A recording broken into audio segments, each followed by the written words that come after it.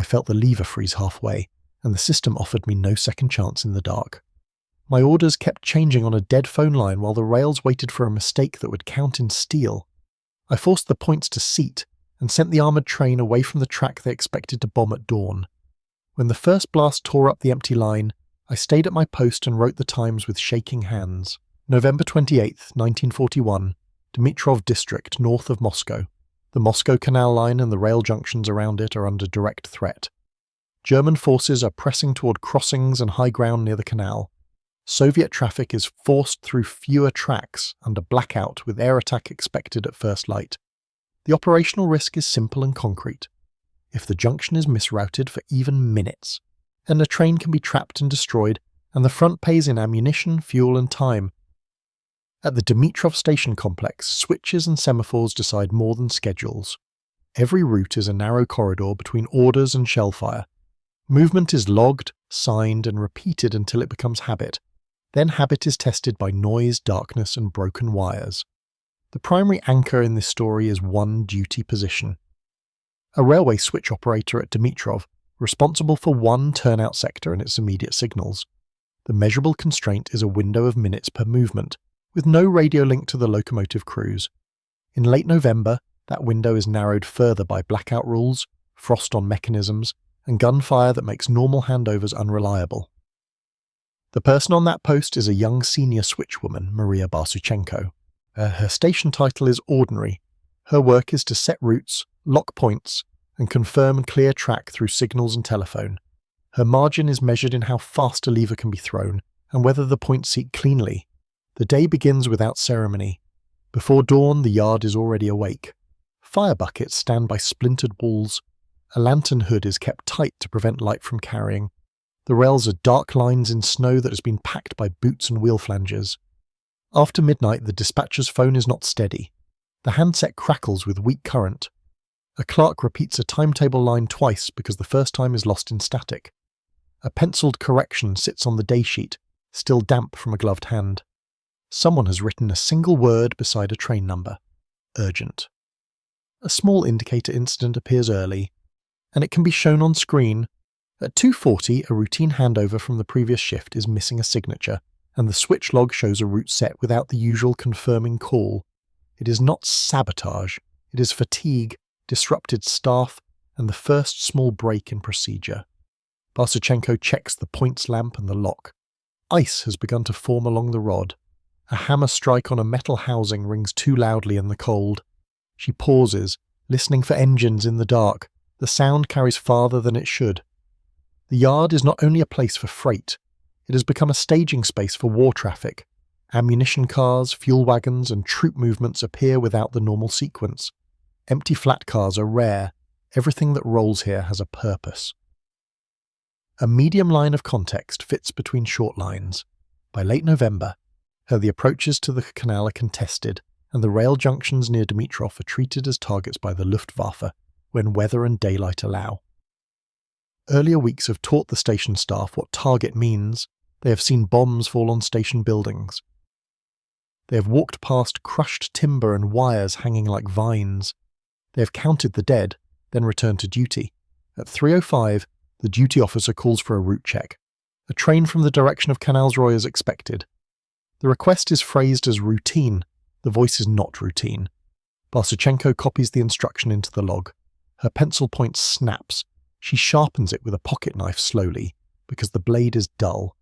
This is the kind of delay that never appears in reports. In winter and war it becomes real. A second small indicator follows, visible and procedural. And at 3:12 a signal repeats back the wrong track number, then corrects it, and the correction is written over the first line hard enough to tear the paper. The station's blackout lamps show only shapes. Rails disappear into darkness at 50 meters. Switch stands are silhouettes. A human body is known first by sound, then by motion. At 3:30, distant artillery flashes low on the horizon. The sound arrives after the light. The delay is short, meaning it is close enough to matter. A soldier at the edge of the yard keeps his rifle angled down, not up. He is watching for infiltrators, not aircraft. Orders still arrive, and they still use old language. Proceed on schedule. Maintain throughput. Do not block main. Do not leave posts. The words are clean, the conditions are not. Barsuchenko's sector includes a turnout that feeds a siding used for holding trains under threat. In peacetime it is for passing moves and sorting. In November 1941 it becomes a hiding place. It's not safe, it is only less visible. A locomotive whistle sounds once, then stops. The crew is keeping noise down. Steam drifts low and white in the cold. It makes the engine easier to see, and everyone knows it. At 3:40 the dispatcher confirms that a special movement is coming. The message is brief. A code phrase is used, not a name. The crew is not told details over open line.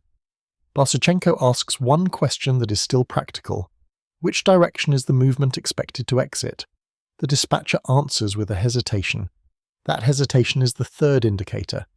It means the plan is changing faster than paperwork.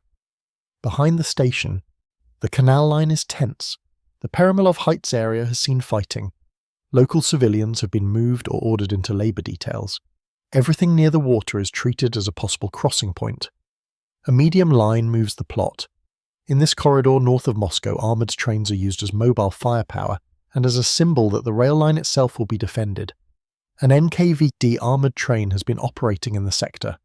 It is heavy, loud and difficult to manoeuvre when a locomotive is damaged. It cannot be kept idle on a main track when dawn reconnaissance may spot it. Its survival depends on routes that keep it moving and hard to predict. At 4:05, wind shifts, the cold becomes sharper. Snow dust skims the ballast. The sound of distant engines becomes harder to place. Barsuchenko walks the line to the switch stand again. At her boots crunch. She stops, then continues with shorter steps. She has learned what attracts attention. A young assistant is supposed to be with her. That assistant is absent. Another worker had to stay with a child. A third has been pulled to repair a line hit earlier. So Barsuchenko is alone at the lever. This is where routine becomes burden. A switch is not only thrown, it must be checked. The points must seat, the lock must hold, the signal must correspond, then the route must be confirmed back to the dispatcher. At 4:20 a messenger arrives instead of a telephone call. He is a soldier with a scarf pulled high. He hands over a folded paper. No stamp is visible, the handwriting is hurried. The note gives the route request for the armoured train. It also warns of air activity expected at dawn. The warning is not dramatic, and it is a line of administrative caution. Barsuchenko looks toward the east. The horizon is still black. First light will come suddenly over snow. Shadows will sharpen. Aircraft silhouettes will be easier to read. A visible consequence to beat arrives, physical and immediate. At 4:27 a shell bursts near the edge of the yard, throwing ballast and cutting a small section of wire. The signal lamp in Barsuchenko's sector flickers and goes out, forcing hand signals and reducing the speed of any movement. The dispatcher's phone line goes dead for seconds. Then it returns. Voices overlap. Someone is shouting into the line, trying to be heard. Barsuchenko reports the lamp failure. The dispatcher acknowledges, then issues the movement order anyway. This is the first direct collision of policy and reality. A movement is required, but the signalling system is already degraded.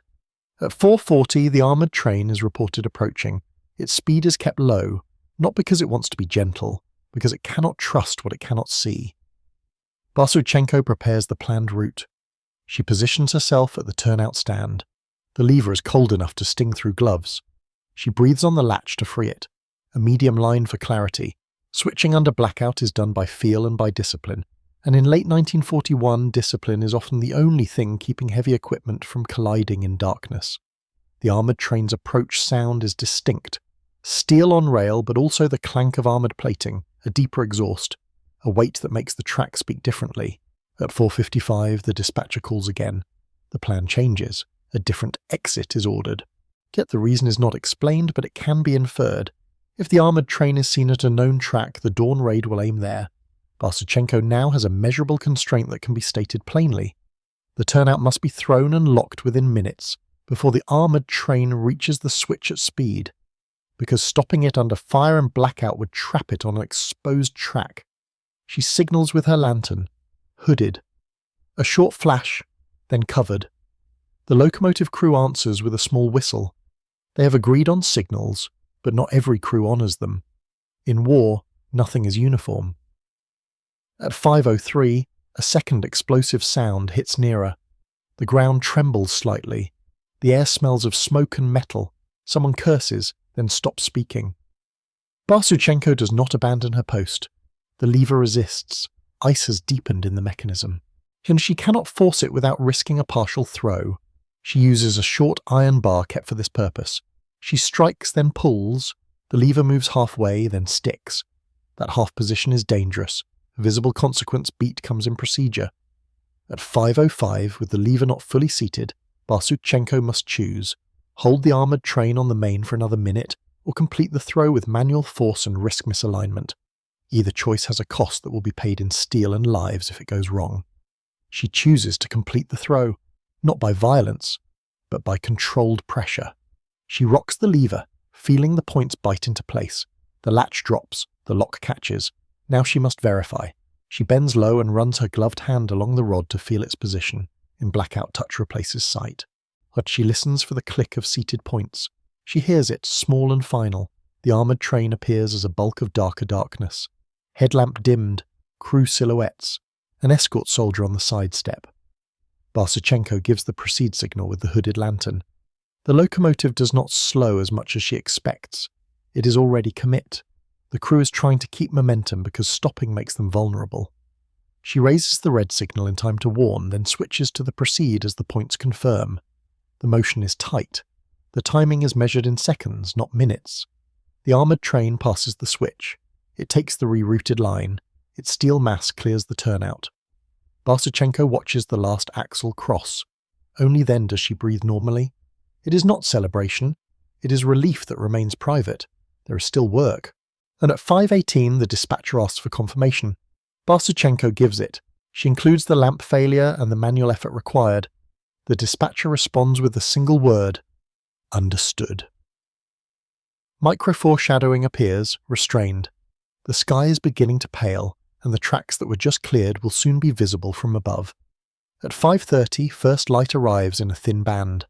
Snow reflects it upward. Edges sharpen. The yard looks larger and also more exposed. The armoured train is now off the expected holding track.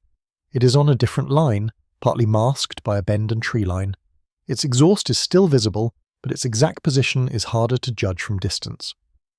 Barsuchenko resets the switch stand to a safe position for the next movement. She writes the change in the log even though ink freezes and pencil is too light. When she presses hard, she wants the record to be legible. A medium line advances the plot. The reroute is not only a mechanical act, it is a decision to make the enemy's timing wrong, even if only by one dawn. At 5:50, air defense guns in the area begin to test fire. Short bursts, then silence. It is not a full barrage, it is a signal to crews that aircraft are expected. Barsuchenko hears an engine sound in the distance that is not a locomotive. It is higher, smoother and moving fast, then another, then several. Before dawn fully settles into morning, the raid begins. At 6:10, the first bombs fall near the station complex. They do not land as a tight group. They are searching patterns, aimed at rail lines and likely sidings. The German air raid hits the tracks that reconnaissance or habit would choose. The main holding line is struck, as the siding that would normally shelter a special train is cratered. Splinters of rail arc upward, dark against pale sky, and the tracks are empty. A visible consequence beat is immediate and cinematic. At 6:12, bombs tear up the exact section of line where the armoured train would have stood minutes earlier, leaving a jagged trench of ballast and twisted metal, while the only thing there now is smoke and flying snow. Barsuchenko is thrown to her knees by the shock. A pressure wave slaps the air from her chest. Her lantern skitters across the ground. She crawls to retrieve it, not for light, but for the discipline of holding onto tools. The station building is hit on one side. Glass shatters. Paper bursts into the air like birds. A clerk grabs a stack of timetables and presses them to his chest as if they are armour. Telephone lines go silent again. Then they return with screams and overlapping calls. Someone is calling for a medic. Someone else is shouting train numbers into the handset. Barsuchenko returns to the switch stand. She checks it first, as trained. A bomb blast can shift sleepers. It can distort rods. It can jam points. She finds the mechanism still intact. The lamp is still out. The frost has thickened. At 6:20, a second wave hits farther down the yard. A fuel wagon is struck. Flames rise quickly, bright even in morning. Black smoke begins to mark the site from far away. Men with shovels and sand run toward the fire. They do not run in a straight line. They have learned what a second bomb can do. Barsuchenko is ordered to stay at her post. The instruction is repeated twice. No one asks if she is afraid. Fear is not a category in the log. A medium line keeps the tone factual. In late 1941, the Soviet rail network near Moscow is under constant strain, and a single damaged junction can create a traffic jam that reaches far beyond the sound of the bombs. At 6:35, the dispatcher finally gets a clear line to her sector. He demands to know if the armoured train is safe. Barsuchenko does not speculate. She reports only what she knows. The train passed. The route was set. The points were locked. The holding track has been bombed. This is the moment when a small job becomes operational. The dispatcher understands the implication. The raiders hit empty rails because the train was moved. The enemy's effort has been misapplied. Time has been bought. At 6:50, the armoured train reports by field messenger its locomotive has not been hit, that it is positioned to support a threatened sector. The message is short. It includes a note that its previous track is damaged. Barsuchenko hears this and does not react outwardly. Her task is still switching. Her world is still hours and minutes. Now Act 2 arrives by accumulation, not labels. Damage spreads across the yard. The sequence of movements becomes harder. Each route request must be checked against craters and fires. Each delay invites another attack. At 7:10, a troop train is held outside the junction. There is no safe path in. A signalman waves by hand. The train stops in the open, exactly what the staff tries to avoid. A visible consequence beat. At 7:18, a freight car derails near a damaged switch frog, blocking one of the few remaining passable lines, forcing crews to work with crowbars while aircraft can return it at any time. Barsuchenko helps direct men to lift and lever the wheel back. She does not abandon her duty entirely. She works within her range, then returns to the stand. Her logbook is spotted with soot. At 7:45, the station chief appears. His face is powdered with plaster dust. He demands the movement records. He is not cruel. He is terrified of what an inspection will do if records are missing. An NKVD officer also appears, briefly. He does not raise his voice. He asks which switch was thrown and when. His questions are precise. They are not about heroism. They are about responsibility. Barsuchenko answers with times. 5:03, the order changed. 5:05, the throw was forced. 5:12, the train cleared. 6:12, the bombs hit the empty line. The officer nods once and leaves. That nod is not a reward. It is a note taken in memory. Later in the morning, more movements are demanded. Ammunition must reach a sector. Medical evacuation must move. A locomotive must be swapped because one has been damaged. At 9 o'clock, the air is still thick with smoke. The sun rises higher, and with it visibility increases. That helps work. It also helps the enemy find targets. Barsuchenko's hands begin to lose feeling. Gloves are damp. Metal steals heat. She flexes fingers whenever she can. A medium line advances the escalation. Every time a switch is thrown by hand instead of by signal system, the station becomes slower, and slowness is dangerous when the timetable is being treated as a weapon. At 10:20, a miscommunication nearly causes a collision. A locomotive crew assumes a route is clear. Then a hand signal is misread through smoke. Barsuchenko runs along the ballast, waving hard, forcing the engine to brake. Sparks fly from wheels. The engine stops short of a block section by a few meters. Steam hisses loud, and the noise makes everyone freeze. Noise is a beacon. A visible consequence beat follows. At 10:24, the sudden braking cracks a coupler on a loaded wagon, spilling cargo into the snow and forcing an improvised unloading to clear the line. No one talks about luck. They talk about work. They talk about clearing the track. They talk about getting the next movement through. By midday, the rail yard is a patchwork of usable lines and deadlines. The damaged holding track is unusable. The craters must be filled. A repair crew brings sleepers and rails. They work with hands and simple tools. At 1300, and a repair foreman tells Barsuchenko the turnout rod must be cleaned of ice and grit. She agrees and offers her iron bar. It is a small contribution, but in a system starved of tools, small means something. The afternoon brings another problem. A new order arrives that contradicts the repaired reality. It calls for a route through a line that no longer exists in usable form. A clerk shows the paper. The paper is clean. The track is broken. Barsuchenko refuses the route as written. Not with defiance, with fact. The line is blocked. The points cannot seat. The move cannot be done safely. The station chief protests. He fears being accused of slowing war traffic. Barsuchenko points to the crater. She points to the derailed wagon. She points to the smoke. This is the growing tension between doctrine and reality. On paper, a movement is required. On ground, the ground is torn. At 15:30, a fresh rumour runs through the yard. Another raid may come at dusk. Some crews begin to hide engines under trees. Others move wagons away from straight lines. No one calls it deception. They call it caution. Act 3 approaches, driven by necessity.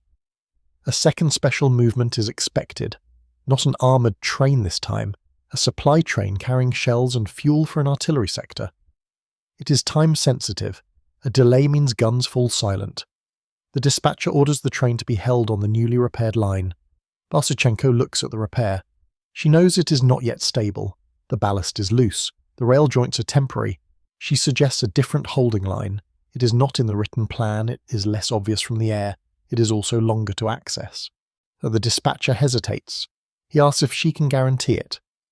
Barsuchenko does not use that word. She says it can be done. She says the line is clear. She says she can set it in time. This is the unofficial adjustment. It is not a rebellion. It is a workaround born from lived observation. The previous dawn has shown that predictability is a target. At 16:10, the supply train arrives.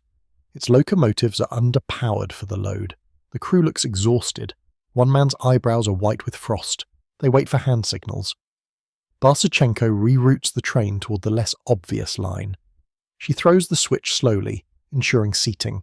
She signals the movement to proceed at reduced speed. The train clanks forward, heavy, reluctant. A visible consequence beat, tactical and a physical. At 16:18, as the last wagons clear the turnout, and a distant engine sound returns in the sky and the train's smoke plume becomes an unwanted marker, forcing the crew to cut steam and coast in silence. The train settles into the holding position. It is not hidden fully. Nothing is, but it is not where an attacker would first aim by habit. Barsuchenko logs the reroute. A clerk tells her the paperwork will be questioned. She answers that the rails were questioned first by bombs. Evening approaches, light fades. Another window of danger opens. Dusk raids are possible. Night navigation is harder, but so is defence. At 1800, a small group of soldiers arrives to provide security. They are not railwaymen. They do not understand switches. They do understand that saboteurs and panic are threats. Barsuchenko shows one soldier how to recognize the position of the points by the lever. That it is a crude lesson, it is still helpful. It reduces the chance that someone will interfere out of ignorance. Act 4 grows out of consequence and pushback. The station chief is informed that higher authority will review the movement decisions. An inspector is rumoured. An NKVD report is expected. In war, reports can be as dangerous as bombs. Barsuchenko is called briefly into a damaged office. The ceiling is cracked. A map is pinned to a board with knives because pins are gone. The station chief asks why she changed the route at 5:03. He asks why the log shows manual force and lamp failure. She answers in the language of procedure. Signal lamp out after blast at 4:27. Manual throw required due to ice. Order changed by dispatcher at 4:55. Armoured train cleared at 5:12. Holding line struck at 6:12 while empty. The station chief listens. He's not satisfied because satisfaction is not his job. His job is to survive the inquiry. He asks if she has witnesses. She points to the soldiers who saw the movement. She points to the crater that marks the empty line. She points to the torn track itself. A medium line for the stakes, without exaggeration. In a defensive battle near Moscow, an armoured train that survives to fire again is not a symbol alone. It is a measurable quantity of steel, guns and mobility that can plug a gap when infantry is thin. Later that night, the armoured train's crew sends a short message back. It says the train engaged enemy movement near the canal approaches. It says the locomotive remained operational. It says the reroute mattered. The message does not praise her by name. It does not need to. And it confirms that the rail decision translated into firepower where it was needed. At 21:30, a final complication arrives. A different order is issued to hold the armoured train at the original line the next night. The rationale is schedule simplification. The yard staff stares at the order. Barsuchenko does not argue in slogans. She shows the damaged holding line. She shows the repair status. She shows the angle of approach and the craters. She suggests a temporary instruction change. Rotate holding positions. Never repeat 2 nights in a row. The officer who hears this does not respond warmly. He says that changing patterns creates confusion. Barsuchenko answers that predictable patterns create targets. The stakes peak in concrete form. A second raid at dawn would not need to search. It would bomb the same line again. And if the armoured train returned there, it would die there. A decision is made quietly, not recorded as doctrine. The armoured train will not return to the original line until repairs are solid and air risk is lower. This is the system bending without admitting it. At 2300, Barsuchenko returns to her post. The night is colder. Her breath turns to crystals. The switch stand is again a small island of duty. After midnight, she checks the locking mechanism. She clears ice with a cloth. She keeps the iron bar near. She does not want another half-throw. Half-throws kill. At 2:10, a new message arrives. A short movement is needed. A locomotive must be swapped to keep the armoured train manoeuvrable. The previous locomotive has taken damage or fatigue. A replacement is available on a nearby line. This movement is harder than it sounds. A blackout, limited crew, no signal lamp, air threat at first light, and a schedule that does not forgive delays. Barsuchenko sets the route. She signals the replacement engine forward. The engine moves like a cautious animal, steam held back, a visible consequence beat procedural. At 2:22, the coupling operation fails on the first attempt because the crew cannot see alignment in the dark. The second attempt succeeds only after a hooded lantern signal is repeated and acknowledged, adding minutes that tighten the dawn window. The engine is attached. The armoured train now has a better chance to move if attacked. This is logistics. It does not look heroic. It is survival. At 3:30, the east begins to lighten again. The staff listens for aircraft. They hear only wind and distant guns. Still, no one relaxes. At 4:15, the supply train is moved onward. Its wagons creak. The track holds. Repair work has been enough for this load this time. Barsuchenko watches the last wagon clear. She resets the turnout. She locks it. She logs it. She keeps routine alive because routine prevents disaster. At 5:40, a scout aircraft is heard. It does not dive. It passes high. Its presence is a reminder, not a strike. No raid hits the yard at 6:10 on this second dawn. That absence is not victory. It is a pause.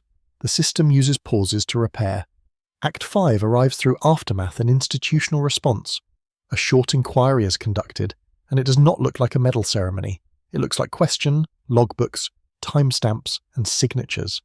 It looks like a clerk comparing orders with reality. Barsuchenko's log entries become important. And her times match the crater on the empty line. They match the messenger's note. They match the memory of soldiers and dispatchers. The station chief learns a lesson he does not say aloud. Paper does not stop bombs. Flexibility does. But flexibility must be documented carefully, or it will be punished. A small procedural change follows, not announced as a grand reform, a local practice. Holding positions for special trains are rotated. Routes are kept variable when possible. Switch crews are instructed to prioritize seating and locking over speed when mechanisms are iced. Hand signal protocols are rehearsed again, because lamps can fail. Barsuchenko remains at her post. She is not transferred to a safe office. The war does not offer that. She continues working under the same constraints. The event becomes one of those stories that live in a station's memory. A switch thrown in darkness. A train moved just enough to avoid the dawn. Bombs tearing up rails that had been cleared minutes earlier. The German air raid, aimed at a pattern, struck empty tracks, not because the enemy missed the station, because the routine was broken at the right moment. In later months, the front moves. The canal line remains defended. The rail junctions are rebuilt, damaged, rebuilt again. Names of major commanders fill newspapers. Names of switch operators rarely do. Yet the quiet legacy remains in procedure. A new clerk is told when copying a timetable to leave space for pencil corrections. A young switchman is told to feel the points in the dark, not assume. A dispatcher is told that predictability is not only convenience, it is risk. If this story of an overlooked railway decision helped you see the war's hidden work, consider subscribing for more forgotten World War II stories and the people who kept them moving.